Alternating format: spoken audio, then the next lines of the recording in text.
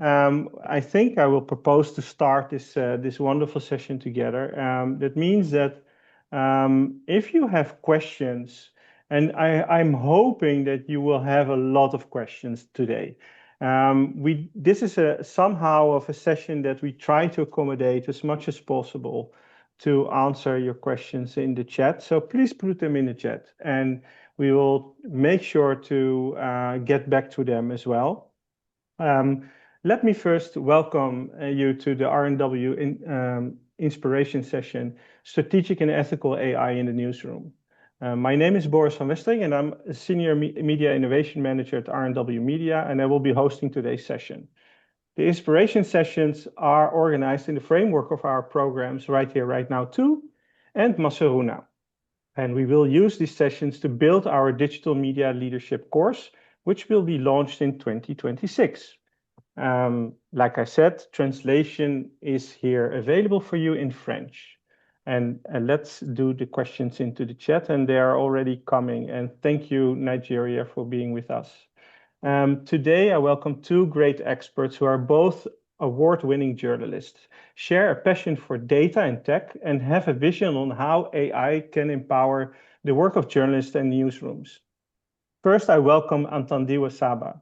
Antandiwa is an experienced investigative and data journalist and has led Africa's largest open source intelligence investigative team, overseeing high-impact cross-border investigations into disinformation networks, extremist content, and digital mercenary operations across 26 countries. That's impressive. Currently, Antandiwa leads the AI Newsroom initiative at Code for Africa, and she is based in Johannesburg. Welcome, Antandiwa. Then I have the privilege to welcome Maksouda Aziz. Maksouda is a media development specialist focused on strengthening small community-rooted newsrooms. She helps independent media adopt AI responsibly, build audience-centered products, and develop sustainable, ethics-driven business models. Maksouda has worked with hyper-local media outlets around the world and has trained more than 500 journalists. Maksouda holds a master's degree in journalism from New York University and was recognized by Thomson Foundation as one of the world's leading mobile journalists. Maksouda dials in from New York City. Welcome, Maksouda. So let us start maybe together, and I would like to ask you both. This year has been quite a roller coaster because I think you both have contributed a lot to the discussion on AI in various forms, in trainings or at conferences. You have maybe written pieces, you have read books, you ask questions to ChatGPT. But I would like to ask you, maybe, Maksouda, could you start? What was now the main insight of the year? What was now the wow moment that you had related to AI in the newsroom? For me, the wow moment is people are more used to with the AI. And another thing is we were thinking AI would be devastating. It will do only harm. But seems like no, it's not like breaking something and making something new. It's just seamlessly mixing with the flow and making its own place. This is my wow moment. And I think on my end, Boris, just to kind of take from what Maksouda said, there was so much fear around it. And this year, I think a lot of newsrooms understood how to breathe within that realm of fear. So I like to always say, and that is still true very much so, that I'm a journalist. So I do understand newsroom fears. I worked in a newsroom, not more in an actual newsroom with actual human beings, not 3 years ago, heading up that particular newsroom. So I understand the fear that comes with changes within newsrooms. And so when I talk to newsrooms and colleagues across the continent and the world, I come from that particular perspective. And I love to bring that perspective in how we are engaging with artificial intelligence. On my part, I think the wow moment and going to a lot of these conferences across the globe in the past, 6 months or so, I actually realized, as much as we think we're alone as journalists and as media practitioners, as fellow media colleagues or editors, we always feel so alone in this race against artificial intelligence or in this race against technology. We're not alone. I think that was for me the big aha moment. And if we're not connecting with each other and figuring out how to collaborate, whether you work in a big newsroom or a small newsroom, how do you go and find people that you can collaborate with, people who understand our industry, whether they are in tech startups that actually care about information and democracy, or they are at universities and they understand data better than we do as journalists or coding. Where are you finding those spaces? And a lot of journalists are searching for those spaces. And I think that for me was such a humbling moment to see that we're not alone. Together, we can still do so much more, even with these technological advancements. Yeah, and adding to a little, when we talk about the AI, it is not about the journalist or any other practitioner like the physician and everyone else. AI is for everyone, for the audience and the journalist, like the both way. And what made me feel like very happy and very satisfied that audience at this moment is not distrusting AI as it was like the starting of the year. And they somehow make their own system to use it, or like they're mixing into it, like just like the social media intervention happened like 10 years back, some people started. So we are not in the very beginner stage of AI at this moment. The very beginner thing happened already. We are gradually moving to the next stage. Mm. Well, very interesting, and I think now maybe it's good for me also to explain a bit of the flow of the session, because I really thank you for your insight. But we will start with Antandi, with that will do a presentation for us, and then afterwards we have a moment to reflect, and then we will ask Maksuda to do the same with presenting her work. I think we will keep it practical. We will keep it hands-on, and we will have one rule. It's like, if there is a question, if there is something we don't understand, please put it in the chat, and otherwise also we can try to answer what's going on. And at the end of the session, we will come with some key insights that we and takeaways that we can build on. So can I ask you, Atandiwa, can you maybe guide us through your incredible work and start your presentation? Definitely, I will. As soon as I find it, that would be great. Well, we have some time to spare. There's no worries. I have all the time in the world. There we go, my presentation there. I think briefly I've mentioned about myself being a journalist. So starting off, we'll be talking about AI and including it, and how do we think about including it within the newsrooms we work with. And my big thing is, once I go into a little bit of my history in the newsrooms, you'll understand how my thinking comes about starting innovation with an actual problem, not a particular tool. Can you see my screen there?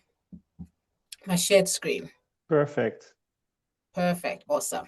So Atandiwe, a data journalist, and I'm a big advocate for access to information. I come from, as I said, an actual newsrooms when they were still humming.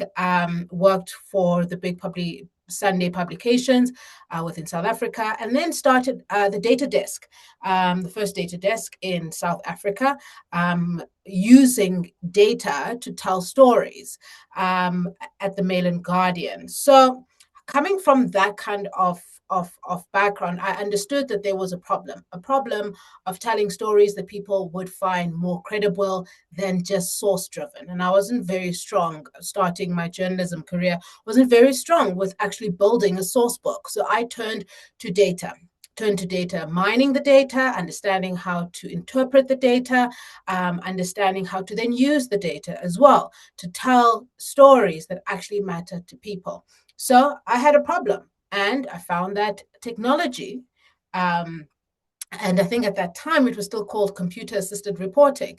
Technology can assist me in doing the stories that I love doing and I think are important. I can do those better. So, having spent my time at about 7 years at the Mail and Guardian, at the data desk, wanted to take a step into the rest of the continent and therefore joined Code for Africa. Currently, I'm heading up 2 divisions, the AI for Newsrooms initiative, and also the iLab, which is the investigative laboratory, which looks into open source investigations, using open source investigations to track down manipulated information within 26 different African countries. We are an NPO, a civic tech organization that trains and works and helps newsrooms and CSOs across the continent. We have various aspects of within Code for Africa, going from drones, digital democracy, fact checking, and then, of course, the iLab. So outside of my work from the iLab, as I said, is around the AI and newsroom innovation space. And what we try to do there is engage with the newsrooms that we are already working with to try and get to understand how they see, how they engage with artificial intelligence. We do know that at least about 81% of journalists are using AI. So, but 13% of those of the newsrooms that the journalists work in, only 13% of those actually have guidelines. So it is in that space that we know that there is a big divide, and we know that once there is a gap there, disinformation, manipulated information, lies, corruption, all of that begins to manifest, and that's why we wanted to move into this particular space.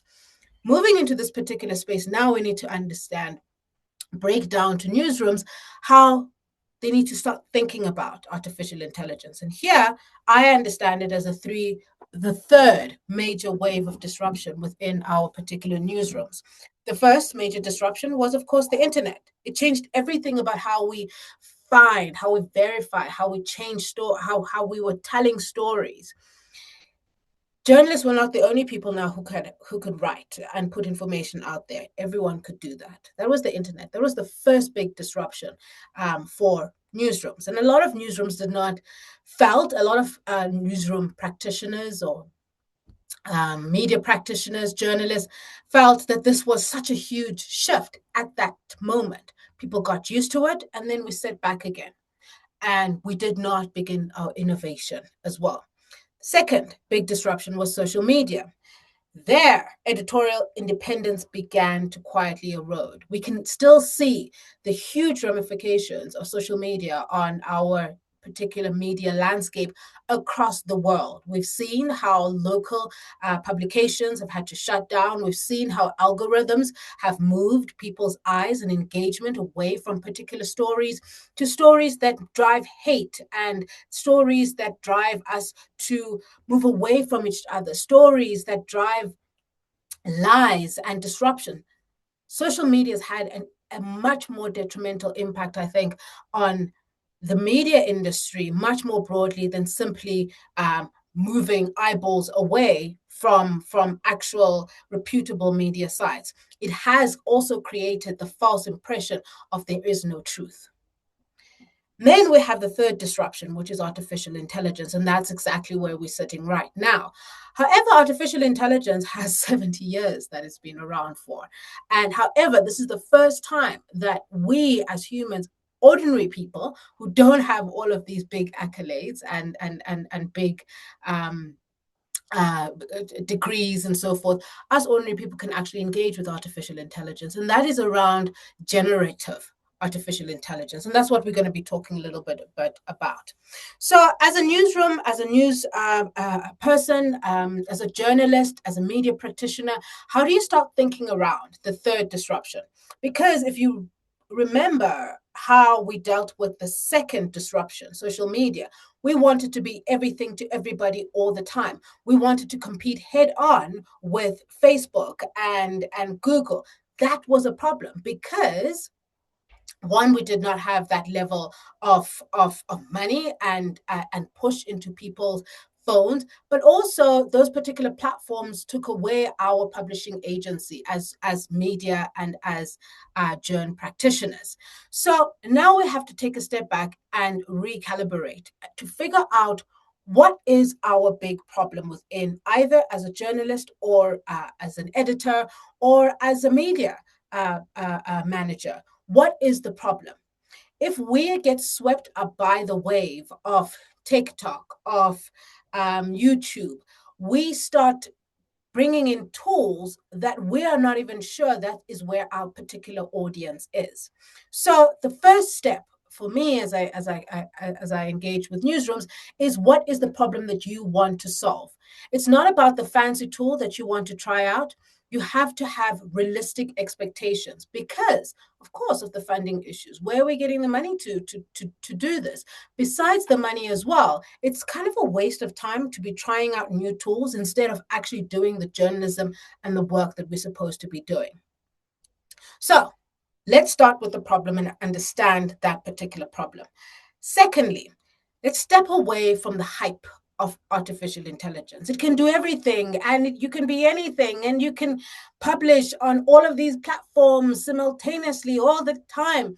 Is that what we want to do? Or do we want to be part of those systems that are perpetuating information and ensuring that actually we are breaking down the trust of people? Or do we want to be strategic about what kind of stories are we telling? On which platforms are we telling them on? We are not competing with the disinformation platforms that are already out there on some of these social media platforms. Step away from the hype.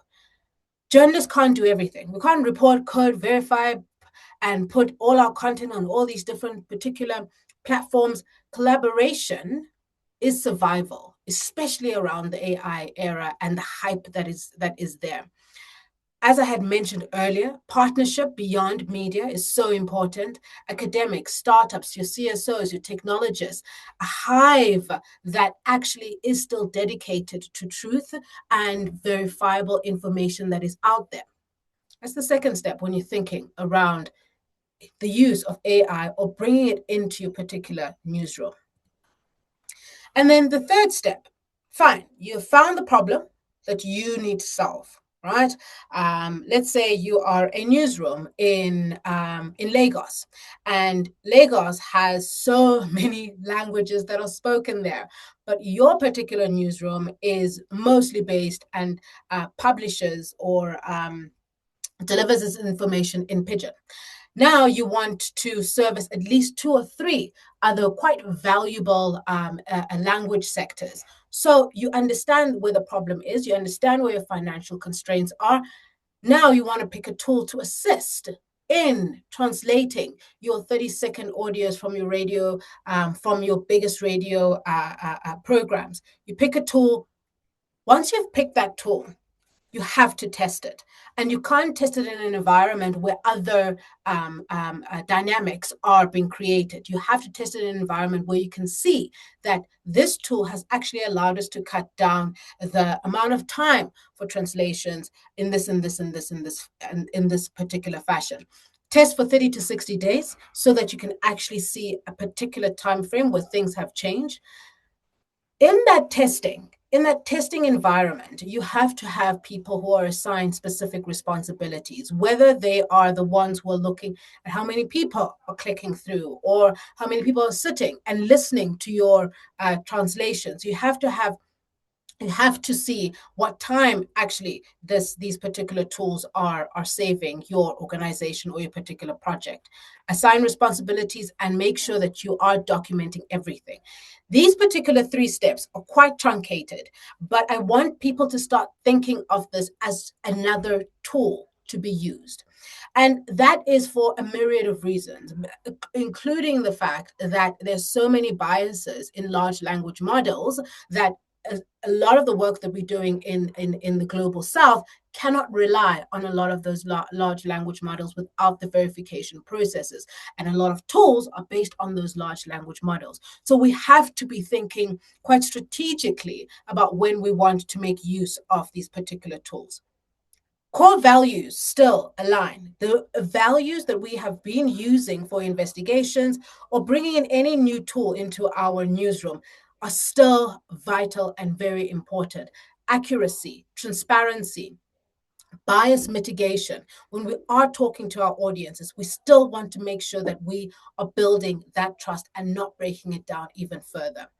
This is, I've shared this with Boris, and this is just some of the links to some of the resources that are out there to help journalists, to help newsrooms, to help newsroom managers think through some of the guidelines around how to implement and what to think about when you are implementing new tools that are not based in your particular country or based on the journalistic principles that we ascribe to. So I'm going to stop there, hand over back to Boris, and then I think from going forward, then I'll take the questions. Well, thank you so much. And if I listen to you well, it's like you should not start thinking like, hey, everybody's using this, so let's do it ourselves as well. So become more a leader instead of a follower.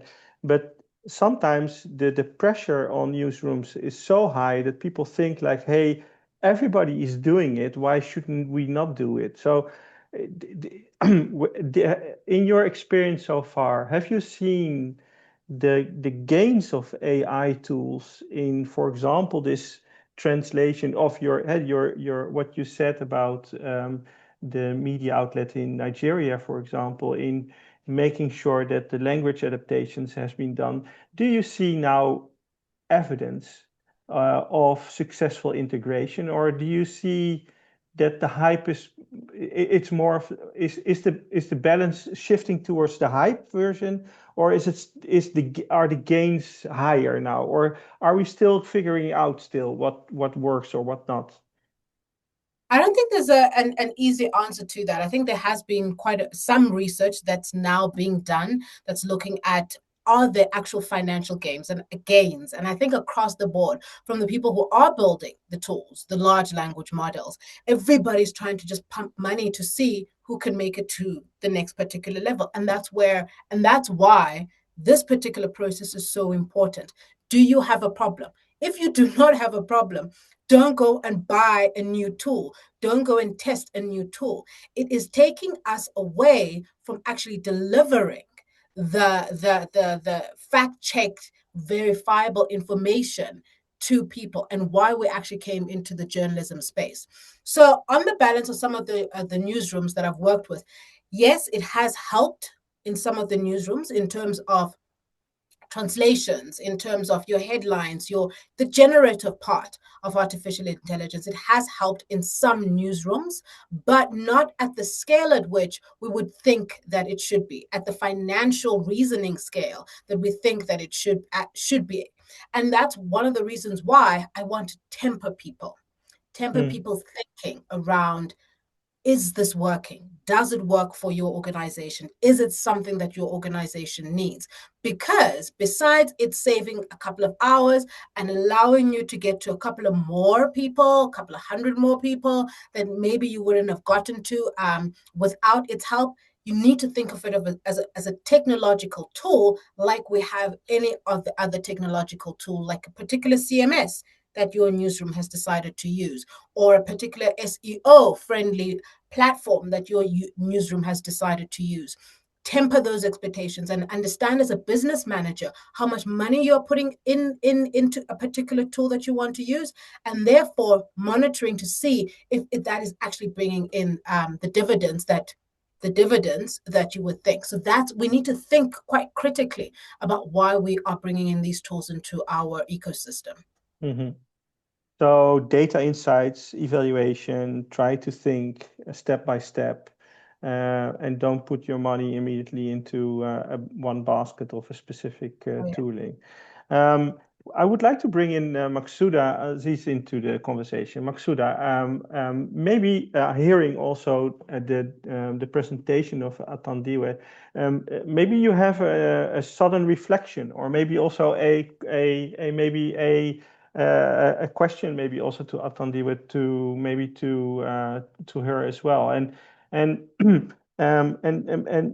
maybe then later on we can make the bridge also between larger newsrooms and smaller newsrooms, because I believe, Maksuda, you're specialist in supporting very under-resourced small newsrooms. So do you see this testing and adaptation, data-driven feedback, is that for small newsrooms a procedure that would work?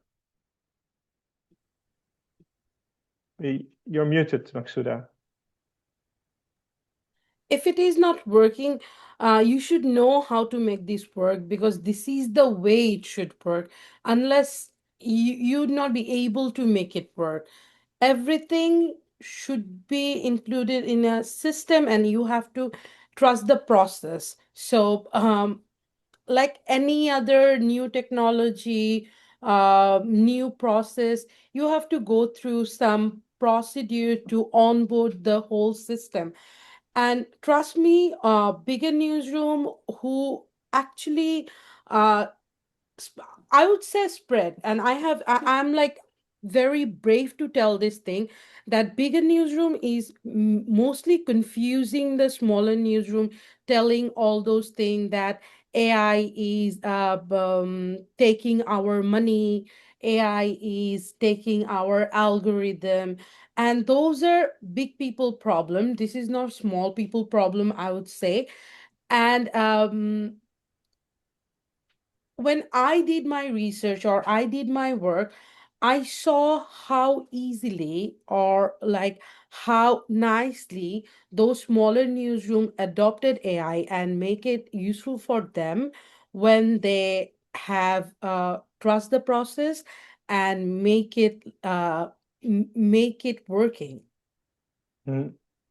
Okay. Hey, and I in the meantime, we got also a question from Julius, and the question is an interesting one, because it builds on Anton Dewey's example on local languages, and something that I also could capture on the conference where we were both there, Anton Dewey in Johannesburg, is the importance of language and local culture, and how language is one thing, these are words, but how can they capture the significance of local culture, and if we refer to bias and representation, how realistic is it that AI will solve that for us? So current large language models, the big large language models, I just got an email quite recently, a couple of hours back, talking about DeepSeek and its new version, and how it's battling it out with Gemini and so forth. Now you come to the global south, and this is a very different kind of conversation. So some of the work that I do is with the University of Pretoria in Pretoria in South Africa, and working with some of the people, the professors there, and the researchers there, and a lot of the work that is being done in the data science community is to build small language models, medium language models within the languages. Big project that they're currently working on, and if you're interested, you can search for the word Masakane. a big project that they're working on is to try and get audio from different languages across the continent. They are recording dozens and dozens of hours of audio to help build these language models, not the big ones, more smaller, so that they can actually fund those, and so that they don't have as big of a environmental impact as all the other ones that we are currently using. So it's not that a newsroom, and that's what I had talked about a little bit earlier about collaboration. I'm not saying that a newsroom necessarily has to go out there and build a large language model. I'm saying that, can you imagine a newsroom being able to partner up with a tech startup to say, look, I want something internal. We have 30 years, for instance, one of the publications that I've worked with, we have 30 years of newspapers, and these have been converted into PDFs, computer readable PDFs. Can you imagine that language model for that particular newsroom? The newsroom doesn't have the money to do that, but a tech startup could. And then the tech startup could use that particular language. Hopefully, it's not in English. It could be in isiZulu. Zulu is is the biggest spoken language in South Africa, in isiZulu. And there are newspapers that have written in isiZulu. They could take that and create a small language model that can power bots, that can power engagement platforms, that can power research platforms in that particular language. And once you have that particular language working within a small language model, doesn't have to be big, small language model, medium-sized language model, that means that then people can engage in their own language, but also ask culturally nuanced questions that possibly large language models have lost complete nuance. If you want to understand what a large language model actually understands, you must think of it as how it has been fed from a Western perspective, the information from that Western perspective. What we are seeing and engaging with online mostly is what these large language models have been fed on. And a lot of it does not represent people of color and like myself and the experiences of people of color. And therefore, the tools that have been built are being built on top of those particular systems. So it's not a question of, as a journalist, you also have to be a tech person and therefore go and build. Who are you? Who should you be collaborating with? Who in your actual circles is doing some of this work? Start talking to them and then figuring out what the next step is to try and solve the problem you're currently dealing with.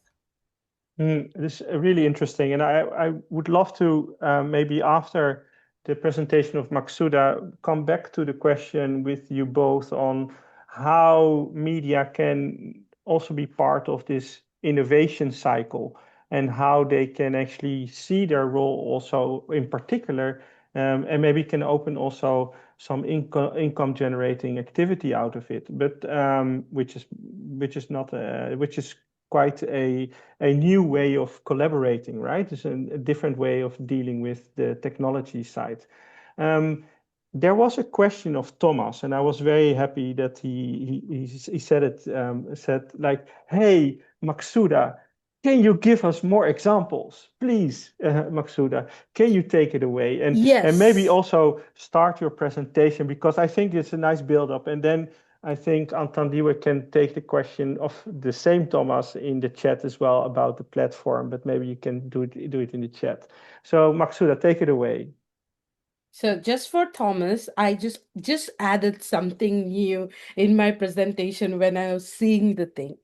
So hi, my name is Maksuda and I run a project. I just started this project. It's called Good AI for Small Newsrooms, and we want to empower small newsroom with the AI. So a little bit about me. I'm a very simple person. I came from South Asia, a country named Bangladesh. I'm Muslim woman, very less empowered, very not counted in the anywhere. So I'm a journalist since I was 18, and I become a journalist because I was very, very angry. No one was listening to my story, and I wasn't allowed to tell my story. So I become a journalist, and now I tell my story and help other people to tell their stories. And I work with national and international media.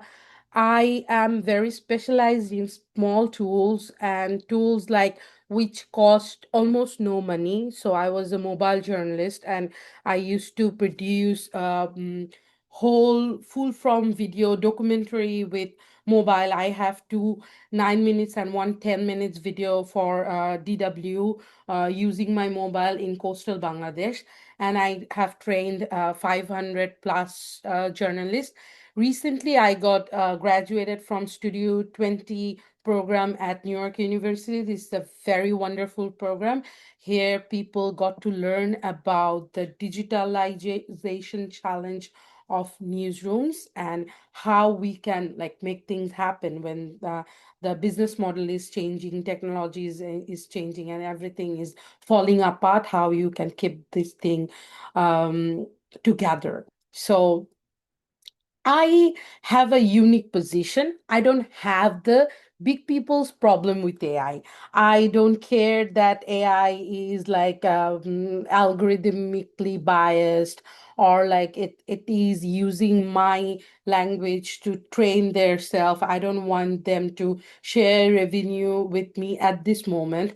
I have very small people problem that AI gonna like I would not be able to keep pace with AI, and AI going to be like very advanced. My AI is very simple. It is just the technology, like the printing press, like the typewriter, the computer. And I don't want to be the printing press person when the typewriter came, or I don't want to be the typewriter person when the computer came, because I don't want to be outdated. So I am chasing AI. And for me, AI is a good thing. I really don't care that AI, some bad people will use AI, make fake synthetic content and like spread fake news and all. I know it will happen, and I'm very aware that it's gonna be happen. But what I train myself, I'm not denying AI or like hitting away from AI just because all those bad things could happen. So my AI is good AI. I think AI is amplify my skill. It gonna nutrition my growth and empower me to thrive in the new system.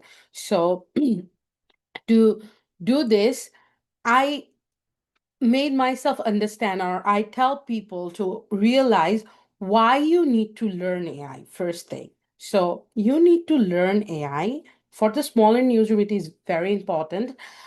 It's the new technology, and as I said, don't be the printing press person when the computer has come. So don't get outdated.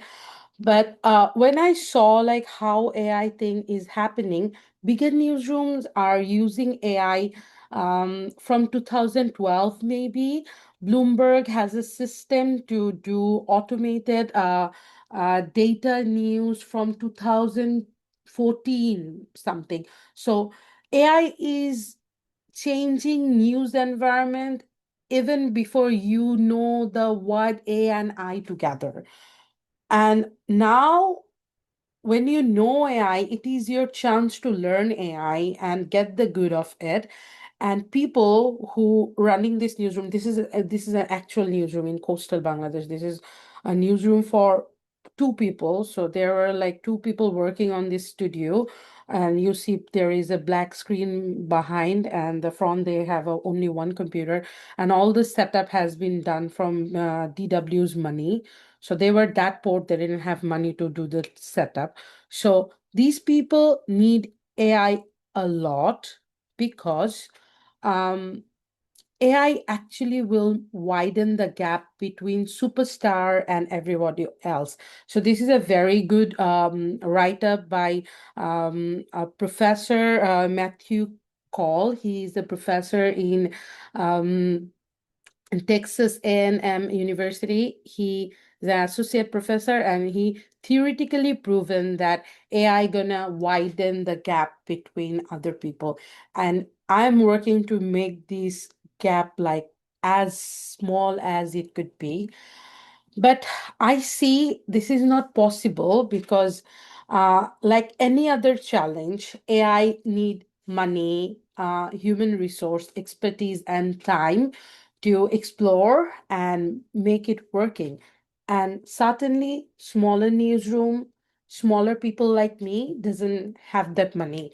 And if you are marginal, for example, if you are a marginal community, any tribe group, or women, coastal area people, war zone people, you don't have all those luxury of money, human resource, expertise, and time.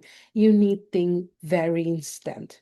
And another reason I want every journalist learn AI, because AI is the news beat right now. AI is everywhere. Physician is using AI. Designers are using AI. Power plant are using AI. Water purifying system or citywide, they're using AI. So it is a bit. And around AI, there are like plenty of policy happening.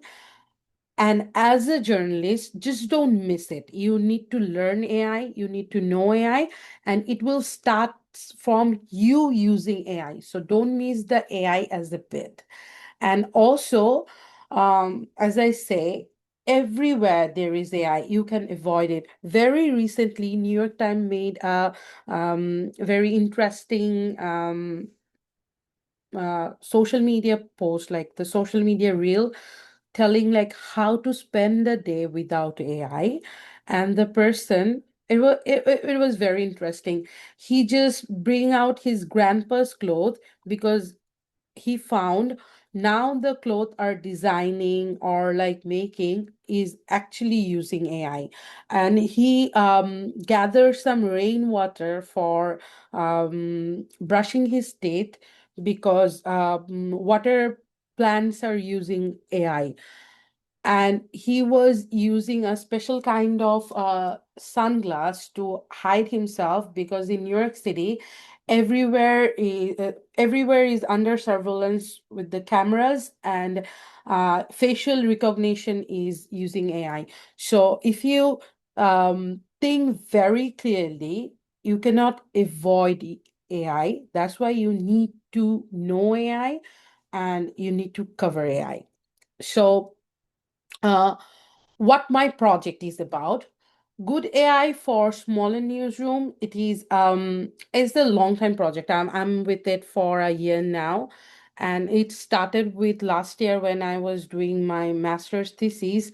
And I found that AI is not accessible to you when you are like me, from a least development country, being a woman, or like any kind of marginality around you. It's not possible for you to get the goodness of AI. So I found out that commercial AI means like the commercial available tool, for example, ChatGPT, Cloud, or any other tool made for commercially use is your answer to use the AI. Though there are certain risks come with it, but still, this is the only gateway for you to use the AI. And I actually assess the readiness of the newsroom, like why they're using AI. I'll tell you later what I found there. And then I identified tool which journalists can use, as we were telling, like the tool go through the problem, not the tool first. So if you find out the problem, the next thing you will ask, what is the tool to solve this problem? So I did this research little earlier. So like when you have the problem, you just don't like get froze or get panicked, like what would be my tool. So now I have a list of tools how to do it. And right now I'm launching my pilot project where I will onboard some newsrooms and see their AI dietary habit, or as you say, like consumption behavior of AI, and see how they're actually using. Why I'm doing this? Well, I was seeing the possibility. I found some smaller newsroom, which was actually a question to me, like, is it possible for smaller newsroom to use the AI successfully? Yes, because small commercial AI is affordable, it is effortless, it is very time efficient, and it is automated. So this is very much uh, perfect fit for the smaller newsroom or smaller people like us. And then telling about the telling about the uh, gaps I found, like the readiness among the newsroom. I found more newsrooms are still fearful about AI. And as I say, this is something not for you. This is not your problem. Your small people deal with your problem. Um, your problem is not AI is taking your news and training their model. Your problem is not that AI make the bad news or something. So concentrate with your problem. You're lacking behind because you don't know AI, and work on it. And when I found that smaller newsroom who actually started using AI, I found they're using AI very fragmentedly. They have limited awareness among those leaders. And most troubling thing was I asked some leaders like, uh, do you know what are the tool your people use? They come very blank. They said, well, we know they use AI, but we don't know like what AI they use or what kind of prompt they use. One of those people asked me, what is prompting? And another person said, uh, ethical guideline is a word he's listening for the first time in his life from me. And I was like, really, you don't know ethical guideline and you are starting AI? So all those things make AI very unsafe for you, means you have more risks for misinformation. I would not say disinformation. Disinformation is something you deliberately do. Misinformation is something you do because you don't know how it is going. AI is biased, and AI can maybe not deliberately, but AI is something which is not smart enough to guide you like your mom. AI itself has very shallow knowledge about things, and if you don't know how to run this machine gonna make you do very big accident. So all those things made me feel that journalists are untrained and they are not ready to use AI. They don't have any standardized tool or workflow, and also they don't have any success metrics of using AI. So without all those things, ethical standard, set tool, prompt engineering, success metrics, you cannot run that machine. You cannot get successful with AI gonna run you, and this is dangerous. So um what, like, if I go like very concrete with my finding, I found most newsroom marketing team use AI. As we were listening to the previous station, that um, people who are already smart, they are getting smarter. They know how to use data, how to do this machine learning thing, how to do this data integration thing. So product team and marketing team are using AI quite very nicely, but the journalists, and especially the journalists I deal with, newsroom with 3 to 5, maximum 10 journalist newsroom, they don't have any marketing team. They don't have any product team. and they cannot like use AI very smartly, and they are missing the best utilization of AI. Means you have a very nice car, maybe an Audi, I would not say like BMW, something like you fairly a good car, but you just telling people I have a nice car.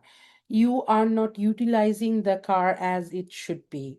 And if your road is not ready, if your road is bumpy and muddy, there is no point having a expensive nice car. This is my takeaway from here. And also, as I say, you are missing the discourse around the AI, means you are missing AI as a bit. So what I did in my identification of tool, I worked my whole summer and I found out all the LLMs and the diverse use, like how they can be useful for a newsroom. LLM are very powerful. LLM can be used as your editing tool. LLM can be used as your fact checking tool. LLM has diverse use, and knowing all those things is very important. Researching with LLM is another very utilization, I would say. And I also listed some misuse cases and protection towards it. And I listed some 40 AI audio editing tool, like audio in different sense, maybe audio cleaning, maybe audio generation, so different aspects.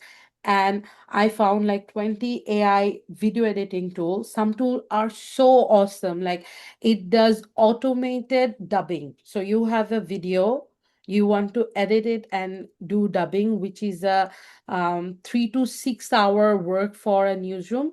But with the certain AI tool, you can do within like 30 minutes or something, like after the fact checking or like the human verification is just a 30 minutes work.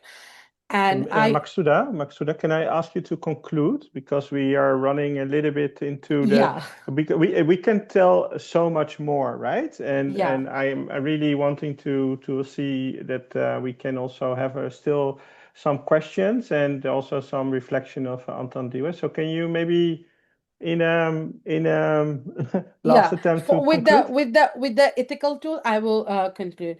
And the last thing is the ethical tool I found, like the ethical guideline. I have studied 6 ethical guideline. One is from RNW, and that one Harlem Declaration, which is very important ethical guideline I found. And I always wanted to tell everyone, like, which tool you use every day. You need to know this. You need to know how to do the prompt engineering and also know the ethical guideline, as I say. And I had a question like, did I see any smaller newsroom which is able to use AI with the small language model? So it is Zamani Media. It's an Amsterdam-based smaller newsroom. It's a Persian language news media, and they use ChatGPT for translating their English news to Persian with the right prompt engineering. So it is possible if you know your prompt engineering. So yes, that's it. Well, thank you so much, Maksuda, and also thank you for mentioning. I don't like self-promotion that much, but yes, we do take ethics quite seriously at RNW Media and RNTC, and I will share also the Harlem Declaration text, and it is a very helpful guide also for your own newsroom and media outlet, and you can sign up to it and start a collective on aligning with ethical implementation of AI tooling. And I'm hoping that actually you are able to share some of the data of your research with the audience here. Maybe Anton Diewe, maybe you have a reflection or a comment on what did you pick up from from Maksuda's conversation and presentation. And maybe also, I would love to hear a little bit more also on the ethical side. And people are of course very much interested in which tool should I use, or what should I exactly do, and what should I not do, so how can we learn from each other's experiences? Mm. I love the work Maksuda does. I think from the perspective of small newsrooms that don't have resources, and Maksuda working with newsrooms. I thought my three-team newsroom that I've worked with before is the smallest. Maksuda working with a two-man team is really inspiring work, and it also shows where the gap currently, where some of the big gaps are currently. Yes, the big organizations issues or medium organizations issues, or how AI will be used for disinformation and how that disinformation then leads to democracies falling apart, and then what chaos that causes in your countries like Sudan, like the Democratic Republic of Congo. We're seeing that consistent breakdown, and that is actually driven quite a lot by the algorithms, by big tech, by AI, for instance. But I love the work of focusing on newsrooms that are so small. They don't have the chance to travel and meet people like yourself, Boris, and actually engage with organizations like the ones that you have because of how remote they are. And that is such an important gap. And that also speaks to us as an industry. How are we finding in our own spaces? How are we finding those organizations that can benefit? And it goes back to my thing around collaboration. If you are already, let's say, a freelancer or a medium-sized newsroom, or you are an editor, how are you partnering up with those particular newsrooms within the more desolate areas within your country, or in your outside on the outskirts of your city, because they also have stories. They have amazing stories that people do want to read, hyper local stories.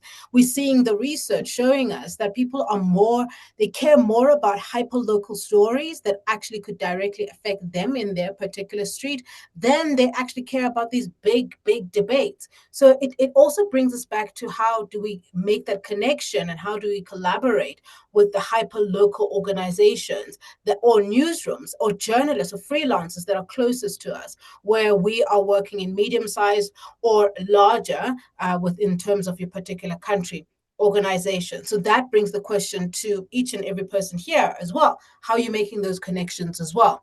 And when it comes to tooling, I would still go back to my part of what is your problem, though, because I could give you a host of tools. There's Google Pinpoint that we use, because we sometimes deal with a lot of documents. And in when I was working at the Mail and Guardian with the data desk, dealing with a lot of documents and hoping to find that needle in a haystack was very challenging. You can't just simply read thousands and thousands of pages. So there are tools like Google Pinpoint, which is AI powered, uses OCR and speech to text recognition and entity detection as well, for you to be able, if you are an investigative journalist and looking at finding the needle in the haystack through these kinds of documents, that can be a particular tool, and it is free to use as well. But going back, what is the problem that you are trying to solve? We could list all the tools. TinEye, with my current team, we use TinEye quite a bit, and Viscom as well, which is reverse image searching as well. It is AI driven, but we have that problem that we have to check whether these images have been used before, and where have they been used before, and if they've been recycled. What we found in Sudan right now with the taking of Al Fashir, we found that some images were from back in 2012, or some images were first taken in other particular countries. So therefore, we could make the point and the claim that there is disinformation that is being pushed, so that the displaced persons and refugees are not given the kind of help that they need from the big organizations, because we are able to pinpoint. But we have a problem. We need to verify images, not just by looking at them. So therefore, this is a particular tool that we can use. So it goes back to my question of what are you trying to do? You might be in a radio station, you might wanting to do translations, you might want to do verification, research. There's so many things that journalists would want to do that's taking up their time. Therefore, then you would go and research those particular tools within your given problem. Yeah. And what I take away from your story, Maksuda, is don't be afraid, right? Don't be afraid and start to experiment and seek the partnerships proactively with academia, with a professor, with a tech firm, small or large. The digital domain, we're now calling from South Africa, New York. We have people from all over the place in this crowd together having this discussion. So there is enough energy amongst us to direct us for each other forward. And maybe Maksuda, a final comment, and maybe a very short one, because it is already 4 o'clock in our time zone. So we spent our 60 minutes almost completely. So to respect each other's time, maybe you can give your last maybe comment and reflection, and we should do it once more, I think, in the next year. So my last comment is what you said, that be brave and ask for help. You'd see, like, when you know your problem, which is the most important part of it, you have to know your problem, and the next thing is finding out your appropriate tool. So I saw a question like which tool I should do. You have to test around two tools and then like see which work for you, and it is about your skill, not about the tool, first of all. But there are like plenty of tool makers are waiting to help you, and they're just reaching out you. They're wanting you to reach out them, ask for help, because this is their business as well. They By helping you, they're making their business. So if you're asking out for help, it's not someone is doing favor on you, you are doing favor on them. And be brave asking question to them. And maybe Antondiwe, your last final remark before we zoom out. And I think it's just to impress upon what Maksuda said. On our website, we just posted a column that I wrote, holding the line. We're not alone. We're not alone. And I think these kind of spaces that show us we're not alone, we're all dealing with the problems. Maksuda and I have been spending a lot of time working within this problem. And that's why it sounds like we know more. It's just that we're talking to more people. We're engaging in the space. We're trying to find out what are people's problems, what solutions can they be connected with. You stepping out and finding out what your colleagues need, what your community needs, how do they see it? That's how you build the community to understand what's happening with AI so much better, and not to have this fear around it as well. We're not alone. We need to hold the line for journalism, for the work that we do. It is that important. Thank you so much. And I would like to thank not only you, Atandiwe and Maksuda, both for your incredible contribution to the discussion. I also want to thank everybody here in the room as well, especially also Haroon, Iman, Musa, Thomas, Iman also, that ask questions. Try to answer questions that help your knowledge and further. And we are running out of time, but we will make sure that we will send and share the recording with you. We will make a beautiful sum up of this conversation, and let us see this as a start to continue conversing about how technology will help us further. And I would like to thank you all for being with us. And despite all the different time zones in which you are, I would like to wish you a very happy December month. Tandiwa, you as well. You will maybe go on a deserved holiday break. Maksuda, I think you will continue because you are so much into your research, but I hope that you will find some time as well to zoom out a little bit and that we keep continuing the conversation either with this group here together amongst each other, and we have also our Divine Network where we deal with technology and AI as well.